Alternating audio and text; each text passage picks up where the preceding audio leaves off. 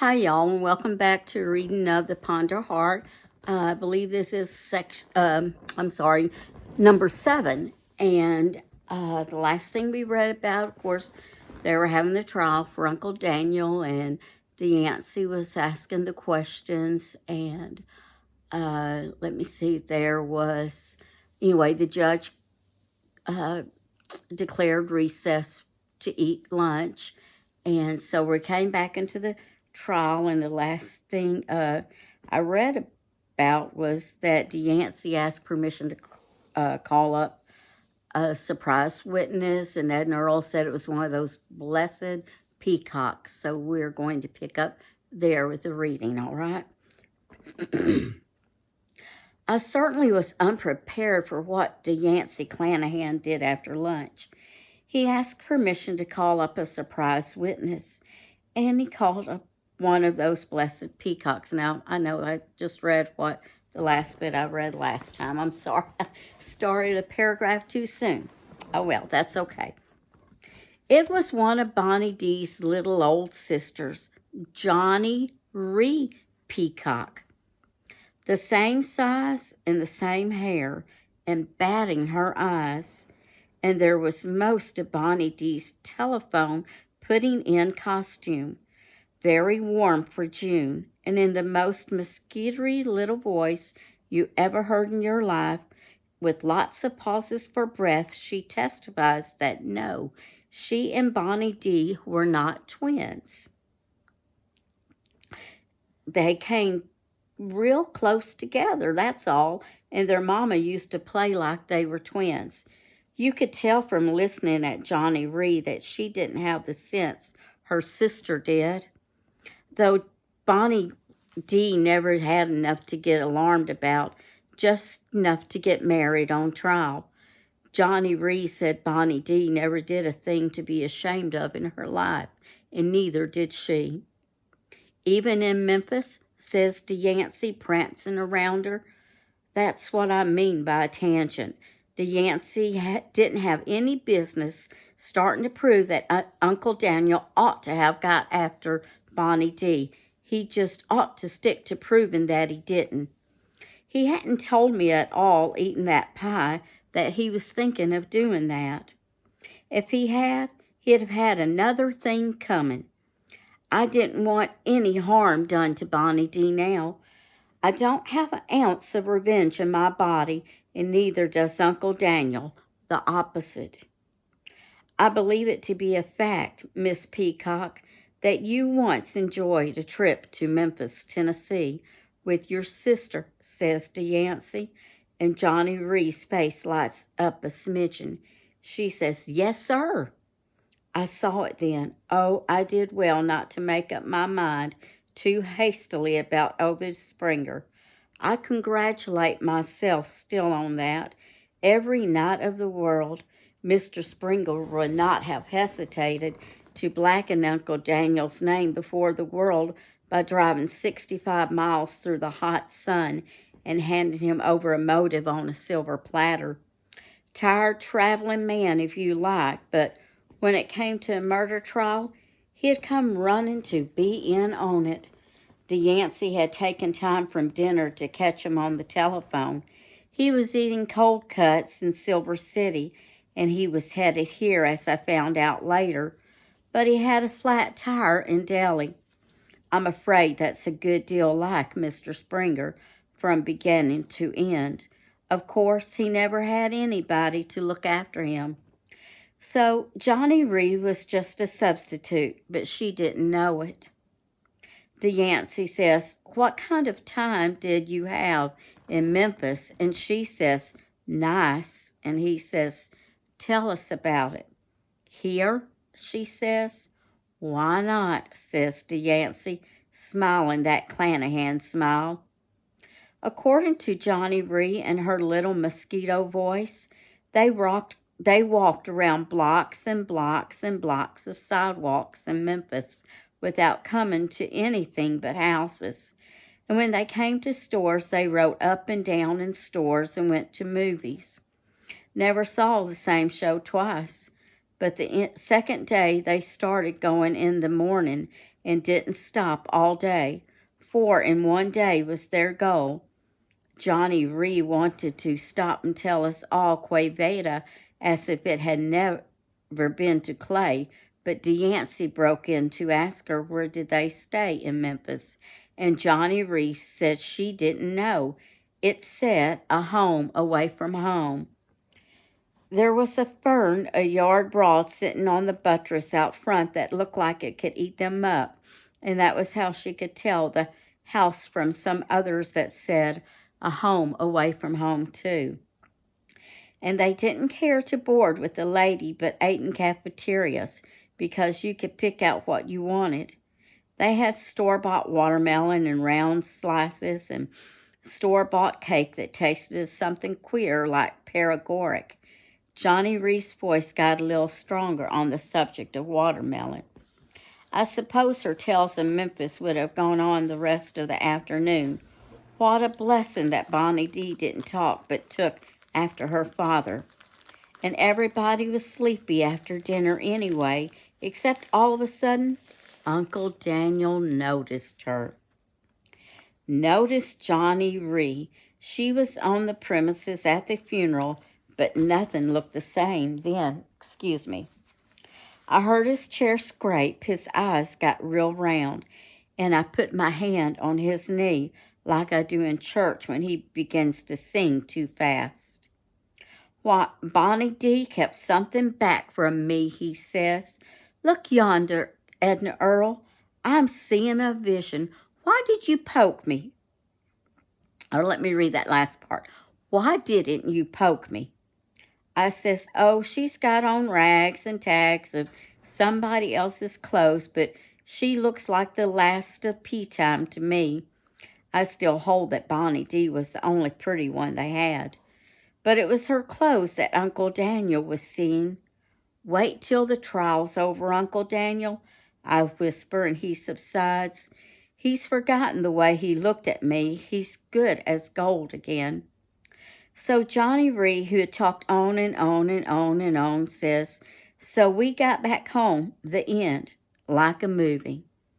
And you behaved like a lady the whole time? Asked Yancey. Yes, sir, as far as I know. And Bonnie D behaved? Cried Yancey.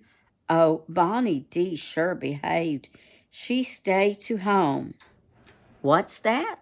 Says Yancey, stock still. Who's this sister you been telling us about? Who did go on this fool's errand anyway? We were given to understand by a witness now racing toward us to testify that it was you and your sister Bonnie D that were up to Memphis on the loose. Bonnie D's not the only sister in the world, says Johnny Ree. Stand up, Treva. And up pops the little bitty one.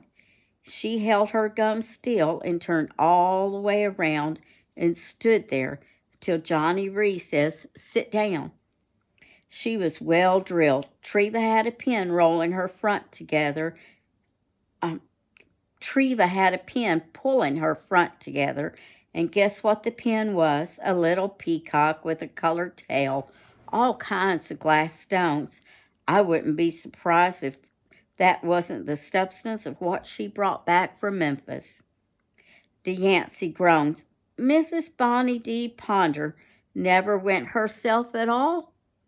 She was ready to hear what it's like the way we told it, but me and Treva was the ones went, and Bonnie D. stayed home with Mama, says Johnny Ree.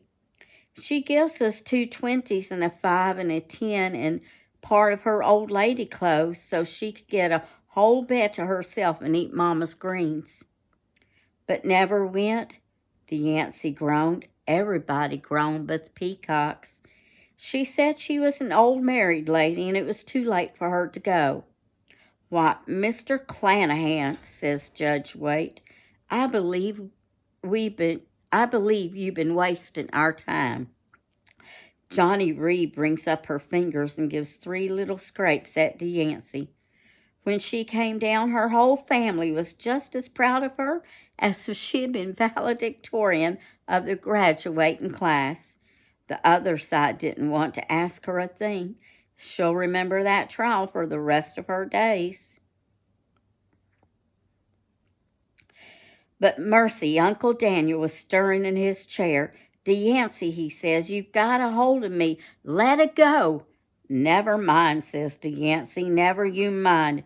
I'm fixing to get up there myself." That's what Uncle Daniel said. "Take the stand? Daniel. You know what I told you," says DeYancey.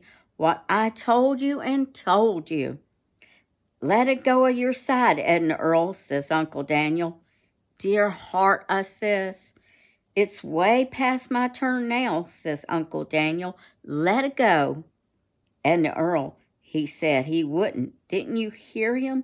says DeYancey across Uncle Daniel's little bow tie. "You all didn't tell me I was going to have to do so much listening. It ain't good for my constitution," says Uncle Daniel. I just drew a deep breath, big sigh. Sometimes I do that, but not like then, in public. "What's this new commotion? Is this a demand to testify I'm about to hear?" "I expected it," said the judge. I just looked at him. "That's when it's mounting up to be, Judge," says DeYancey, and he all but wrings his hands. "Then, Judge, do you have to let him?" "If he so demands," says Judge Waite. "I've been sitting on the bench a mighty long time, son, since before you were born. I'm here to listen to any and all. Haven't been surprised so far."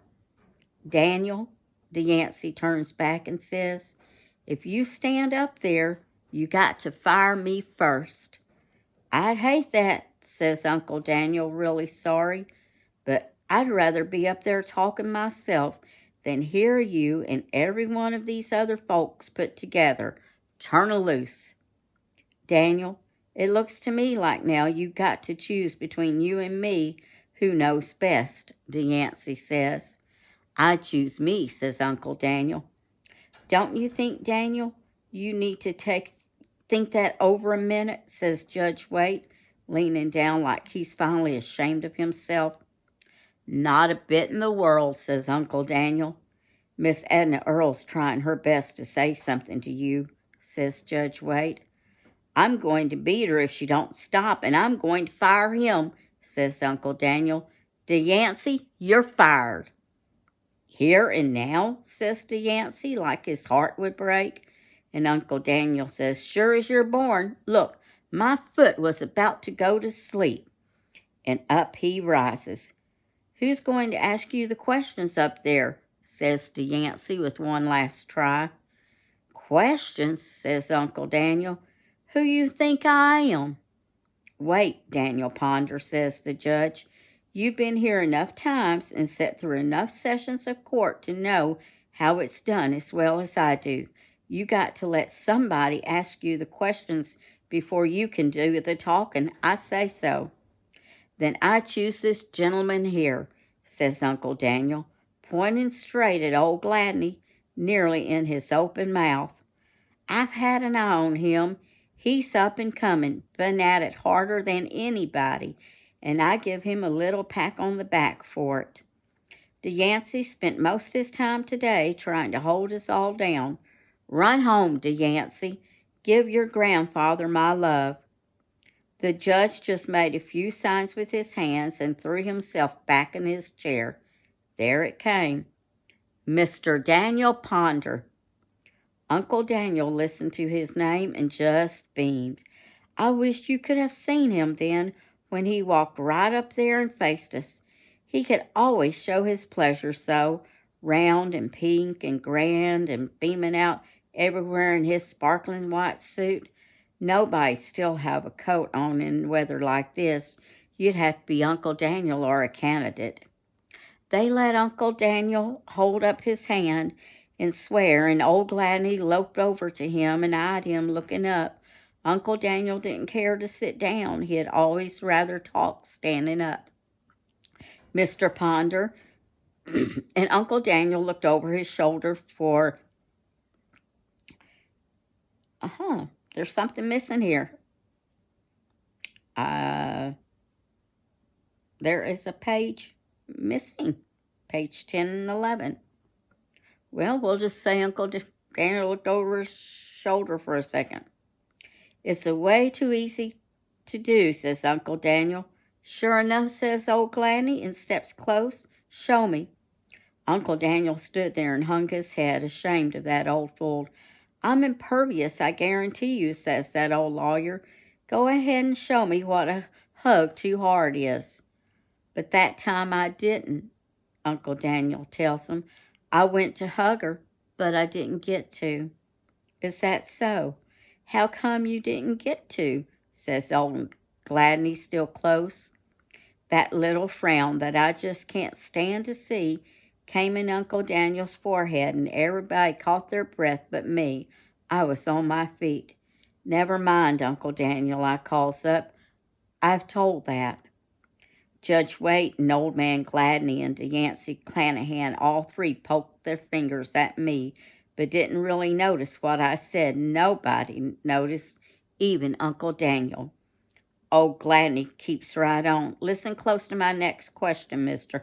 Ponder. I know you can answer it. It ain't hard. When you ran into the parlor to hug her, only you didn't get to, did Bonnie D speak to you? The Yancey was leaping up and snapping his fingers, objecting his heart out. But what good does objecting to Uncle Daniel do? You just get fired. Uncle Daniel would have fired the angel Gabriel right that moment for the same thing. You never could stop Uncle Daniel from going on. Once you let him know he had your ears, and everybody was galvanized. Hollered. She hollered at me. I don't appreciate lightning and thunder a bit, said Uncle Daniel proudly, and in her voice. He did have it down to a T, like he could always do bird calls. He looked over her head for Narcissus and smiled at her. Everybody let out one of those big courtroom sighs. She spoke. She hollered. She was alive and strong, says Gladney. And what did you say, sir? Uncle Daniel changed. He got carnation color. He looked down at the Stetson between his fingers, and all that time went by while he turned it around and then sighted through the ventilation holes he'd cut in the crown. Then he said, quick. I said, catch her, Edna Earl. Gladney says, Bonnie D was running? No, falling, says Uncle Daniel, falling to the floor. And did Miss Edna Earl catch her? No, sir, says Uncle Daniel, she can't catch. I could have died right there. And what had you done to her first, whispers old Gladney. Uncle Daniel whispers back, nothing. You laid hands on her first, yells Gladney. Oh, Bonnie D? No, you can hug your wife too hard, says Uncle Daniel, when you haven't seen her in a long time, but I didn't get to. Dr. Eubanks had to raise me up and tend to me. I'm more poorly than I look. I congratulate you just the same, says Gladney, straightening up. You got a reliable memory. You set us going on the right track. You got the most reliable memory in court. We'll see who can remember the rest of it now. Much obliged, Mr. Ponder. Daniel, says de Yancey, pushing in front of Gladney and pulling Uncle Daniel by the sleeve. I know you fired me, but we've got to disregard it, everything. Listen to me. Were you ever in the asylum?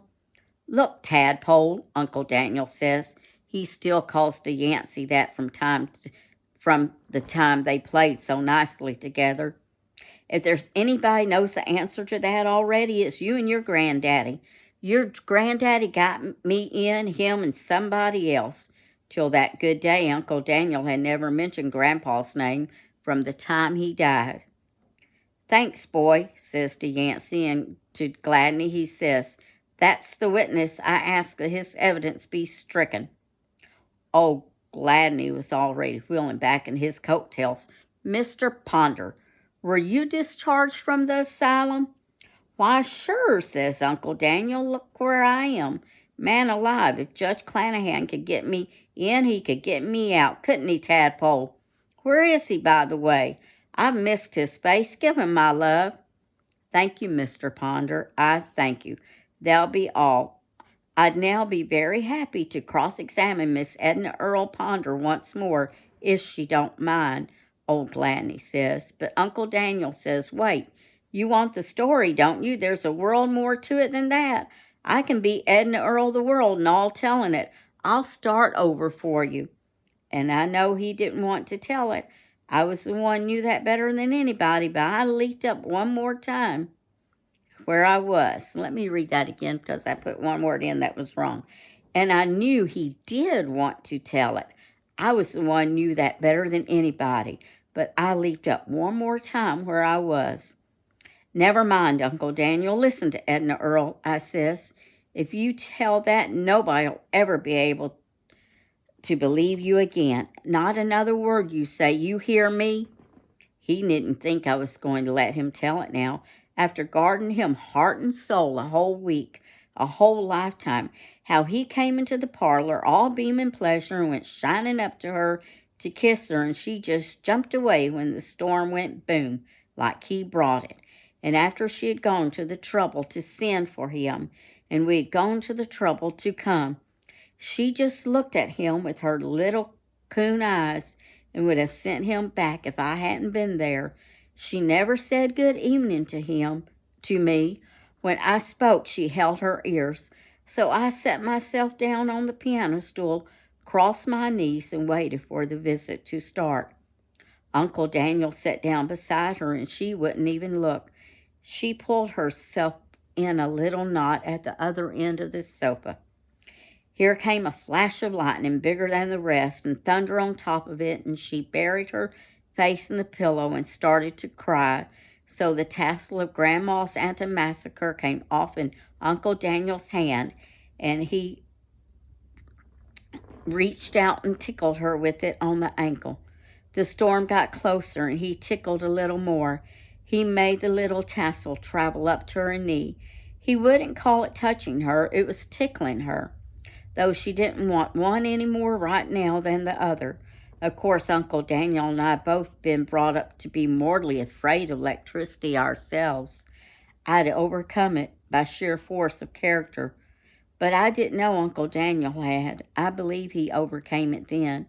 I believe for Bonnie D's sake he shut his own ears and eyes to it and just gave himself up trying to make her stop crying. And all the while it was more like a furnace in there, and noisy and bright as kingdom come. Grandpa Ponder's house shook, and Bonnie D rammed harder into the pillow and shrieked and put out her hands behind her, but that didn't do any good. When the storm got right over the house, he went right to the top with creepy Mousie up between those bony little shoulder blades to the nape of her neck and her ear, with the sweetest, most forbearing smile on his face, a forgetful smile, like he forgot everything then that she ever did to him, how changeable she had been. But you can't make a real tickler stop unless you play dead. The youngest of all knows that, and that's what I thought she did. Her hands fluttered and stopped. Then her whole little length slipped out from under his fingers and rolled down to the floor just as easy as Nod, and stayed there with her dress up to her knees and her hair down over her face. I thought she had done it on purpose. Well, I says to Uncle Daniel, I don't think it's such a treat to get sent after. The first thing Bonnie D does when we get here is far from ladylike. I thought that would make her sit up. Catch her, Edna Earl, he says, catch her. That's when he said it.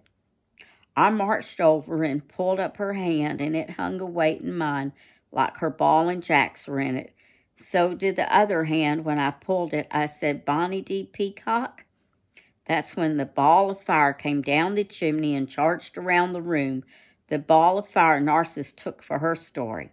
That didn't scare me. I didn't like it, but it didn't scare me. It was about as big as your head. It went up the curtains and out through them into the hall like a butterfly. I was waiting for Bonnie D to answer to her name. When she wouldn't do it, I spread back that baby hair to see what was the matter. She was dead as a doornail, and she died laughing. I could have shaken her for it. She'd never laughed for Uncle Daniel before in her life. And even if she had, that's not the same thing as smiling. You may think it is, but I don't. I was in a quandary what to do. I had hold of her, and nobody ought to stay on the floor. I was still carrying on everywhere you looked. I hauled her back up on the sofa the best I could. She was trouble, little as she was. She was a whole heap heavier than she looked, and her dress was all over the place, those peach-colored pleats blinking on and off, and the lightning, and like everything else you touched, as warm as dinner plates. Poor Uncle Daniel had never stirred an inch since she went out of his reach, except to draw up his feet. Now, after where I put her back and let her be, he hitched both arms around his knees and stayed that way. Of course, I couldn't go off and leave him there to get help. I only ran after the ammonia. That only takes a second because I know where to find it. In the bathroom, I glanced in the mirror to see how I was taking it. I got the fright of my life, and Earl, I said, "You look old as the hills." It was a different mirror, was the secret. It magnified my face by 1,000 times. Something Bonnie D had sent off for it had come. I ran back, but the laugh didn't go away. For all I went out of the room a minute, and for all Uncle Daniel sat still as a mouse, and for all the spirits of ammonia I offered her the drenching I gave her face, that ice in her glass was all water now. I never thought of the telephone. I got the boy on the hay wagon by the simple expedient of opening the window and hollering as loud as I could till it brought him. In came Dr. Eubanks finally in his boots and pushed that yellow fluff back just the way I did. "You don't mean she's flew the coop," he says. And Uncle Daniel didn't wait. He tumbled headlong to the doctor's feet and didn't know any more about that. Thank the Lord for small favors. Well, I could have told the courtroom that as well as Uncle Daniel and carried it on a little further, but I had too much sense to even try. I never lied in my life before that I know of, by either saying or holding back. But I flatter myself that when the time came, I was equal to either one. I was only thankful I didn't have to explain it to Grandpa. Maybe what's hard to believe about the truth is who it happens to. Everybody knows Uncle Daniel Ponder. He wouldn't have done anything to anybody in the world for all you could give him, and nobody you'd think would do anything to him. Why, he's been brought up in a world of love. So I stopped the words on his lips from where I stood. "You can't tell it, Uncle Daniel," I says firm. "Nobody'll believe it." "You can tell me, Mr. Ponder," says old Gladney. "Remember, you picked me out. I'll believe it easy as pie. What had you gone and done to that precious girl?" "That's enough, Uncle Daniel," I says real firm and real loud. "You can't answer that. You can't tell it to a soul." And Uncle Daniel's mouth opens, and sure enough, he can't. Uncle Daniel stood still a minute on the witness stand. Then he flung both arms wide, and his coat flew open, and there were all his pockets lined and bursting with money. I told you he looked fat. He stepped down to the floor and out through the railing and starts up the aisle and commences handing out big green handfuls as he comes on both sides. Eloise Clanahan climbed over her new beau and scooted out of the courtroom like the devil was after her. "What is this here?" says Gladney, poor man. He was taken by surprise. He ran and caught on to Uncle Daniel's coattails. "Come back, man, the trial's not over." That's all he knew. "What is this?" says de Yancey. "And the Earl, what have you brought on?" "An order," says the judge. Uncle Daniel doesn't say anything, but reaches in with both hands. He brings out more money than you could shake a stick at. He made every row like he was taking up collection in church, but doing the very opposite. He reached in, handed out and handed out. He was getting rid of it all right there in court as fast and businesslike as he could. Everybody in town, Eubankses, McGee, Sis Trunks, old Miss Ouida Simpson that hadn't been out of her house in years but wanted to be carried to this, and Couldn't hear a word that was said, but put out her little skin and bones hand now for what came her way. And all the children in town, they were loose and total strangers who'll always go to anything. In the corner, that blind bodkin, everybody that could walk and two that couldn't got some. Some put their hands out like they were almost scared not to. The peacocks hung back to the longest with their mouths open, but the little ones in diapers soon began to strike out and run after floating bills that got loose and were flying around. And old Gladney sends up a cry to the peacocks then, "Grab what you can get." There was bedlam, and passing the window, Uncle Daniel let fly some bills that they never found, and I reckon the old dogs chewed them up. Uncle Daniel was only trying to give away all he had. That's all. Everything in his name. Old Mr. Jeff Eubanks, he's Dr. Eubanks' father and the mayor, frail, frail, he says, "Stop him, Miss Edna Earl. Stop him, young lady." Now, I'll tell you something. Anything Uncle Daniel has left after some future day is supposed to be mine. I'm the inheritor. I'm the last one. Isn't that a scream? The last ponder. But with one fling of the hand, I showed the mayor my stand.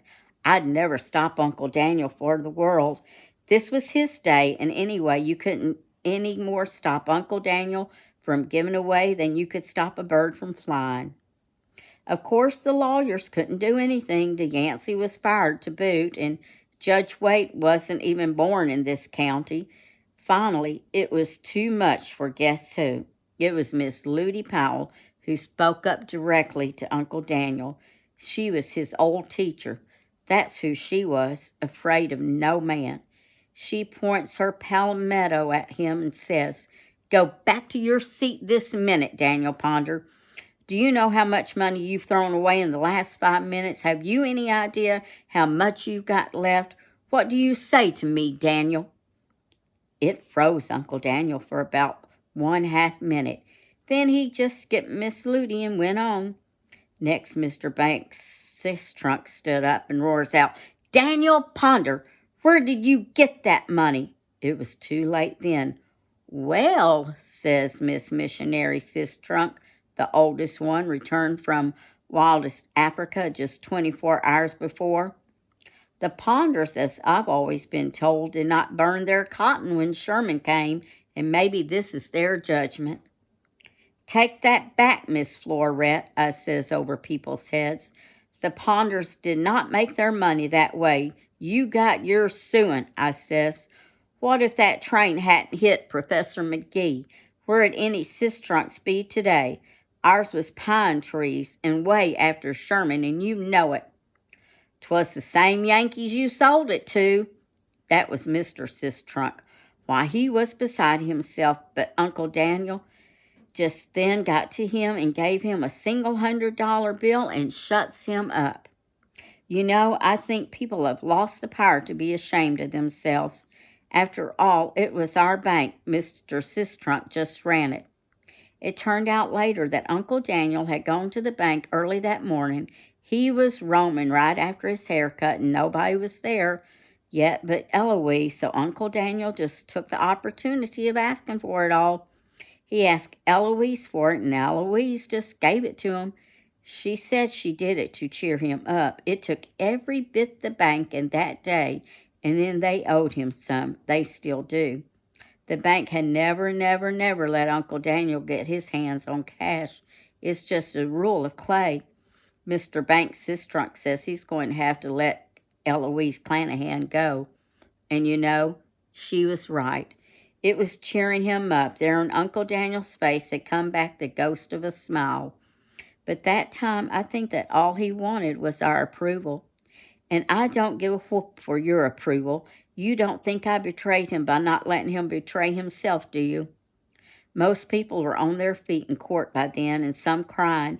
Old ladies that remembered Grandma, and Judge Waite just sits there leaning his head on his hand, then leans it on the other hand, and stands up and raises both arms without words. That's the way Yancey behaved, too. but more like a jack-in-the-box being younger.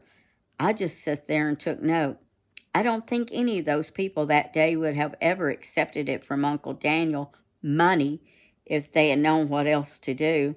Now, to know how to take what's offered shows your manners, but there's a dividing line somewhere. Of course, they could have taken it and given it back to me later. Nobody ever seemed to think of that solution except Edna Earl Ponder. Surely they're not beginning to be scared of me. And Uncle Daniel had got right back to where he started from. He went from giving away to falling in love, and from falling in love to talking, and from talking to losing what he had, and from losing what he had to being run off, and from being run off straight back to giving away again. Only it was worse than before and more public. The worst thing you can give away is money. I learned that, if Uncle Daniel didn't. You and them are both done for then. Somehow you can't go on after it and still be you and them. Don't ever give me $1,000,000. It'll come between us. I wish you could have seen Miss Tea Cake McGee when she saw Uncle Daniel coming. She let out two little hoots like a train going around the bend and fell over with her cheek on Dr. Eubank's shoulder. Uncle Daniel put a little money in her lap anyway and gave her knee a stir.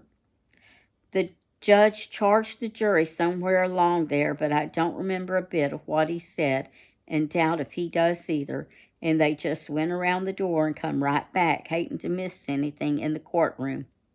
Uncle Daniel heard the commotion of them coming in and worked back that way and let fly a great big handful over their heads.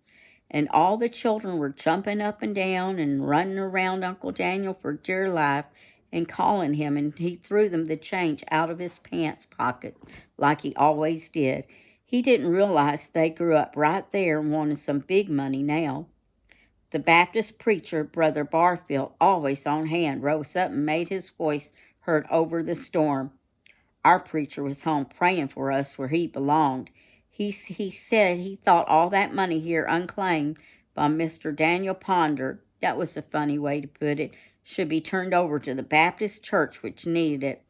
But old Lady Peacock, and such a Baptist, you remember two preachers at the funeral, hollers back gay as a lark, "Finders keepers," and showed 'em her hands were full. "Silence," says Judge Waite. "He's famous for that cry. That may be why they got him for this trial. But he was shaking both fists, too. I don't know that I ever saw him that wild before.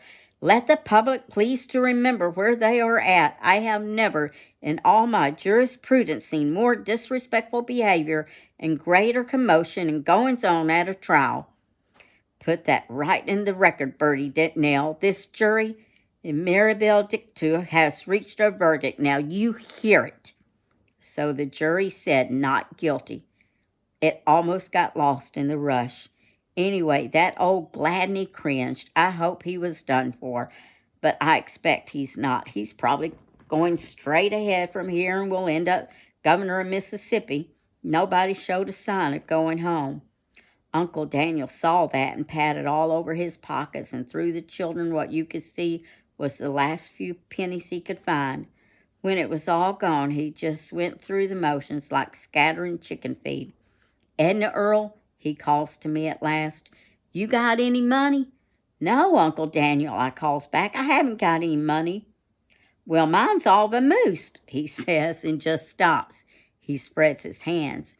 Eva Sistrunk had the nerve to tell me later that everybody felt so bad about Uncle Daniel at that moment that if he hadn't been so prominent in who he was, they would have been taking up a collection for him like he was anybody else, just acquitted of murder.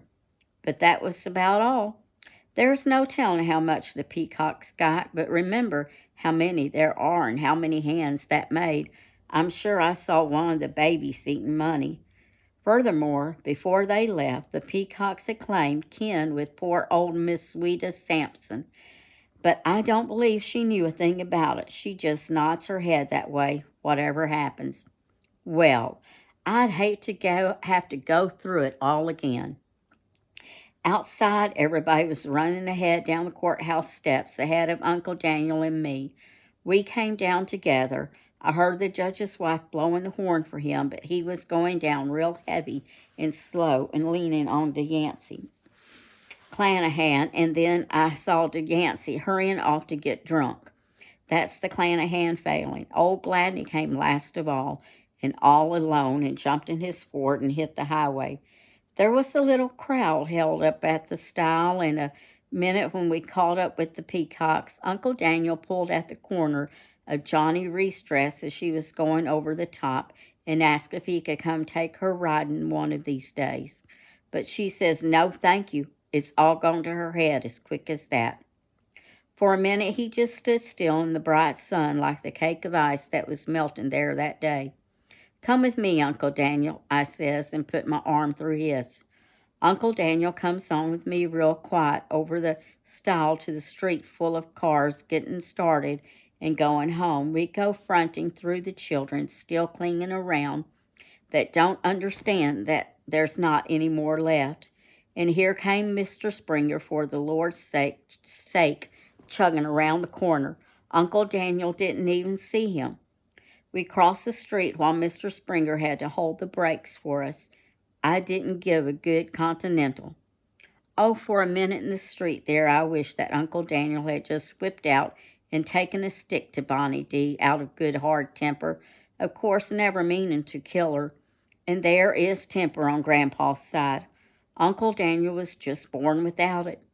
He might have picked up Grandpa's trusty old stick hanging right there on the hat rack where Grandpa left it and whacked her one when she wasn't glad to see him. That would have gone down a whole lot easier in Clay, even with the Peacocks who didn't know anything was out of the way till a man like Gladney spotted it right through a poem and had to haul off and tell them about it. Sometimes I think old Gladney dreamed the whole thing up himself for lack of something to do out of his evil mind. Well, if he did, the verdict served him right. Edna Earl, says Uncle Daniel when I got 'em safe through the street and the front door of this hotel, I've got good news for you. I'm coming to live with you for keeps in the best room you can give me in the Beulah Hotel. I says, grand. I says, that's the room you're in already. Number 1 at the head of the stairs. He hung his hat there and went right on through the lobby and started up that staircase without looking around for a soul. And there really wasn't a soul. I stood there at the foot and watched him go. I started to call to him. I'd give him the hotel back. But I thought the next minute, no use starting him off again. He got as far as the landing and turned around and called down. You fooled me up yonder at court this afternoon, Edna Earl. I declare you did. But never mind, I'm staying just the same. You didn't fool me as bad as Bonnie D. did. Well, I hope not, I said. You better go on up and wash your face and hands and lie down till you're ready for your supper. Just let me call you. But he didn't enjoy it any more. Empty house, empty hotel. Might as well be an empty town. He don't know what's become of everybody. Even the preacher says he has a catch in his back, just temporary. And if people are going to try being ashamed of Uncle Daniel, he's going to feel it. I'm here, and just the same, as I always was and will be, but then he never was afraid of losing me. So Grandpa's house is standing out there in grass. The Peppers are keeping on with the crop, though they don't have a notion who for or where they stand. Who does? You see, that money has come between the Ponders and everybody else here in town. There it still is on their hands.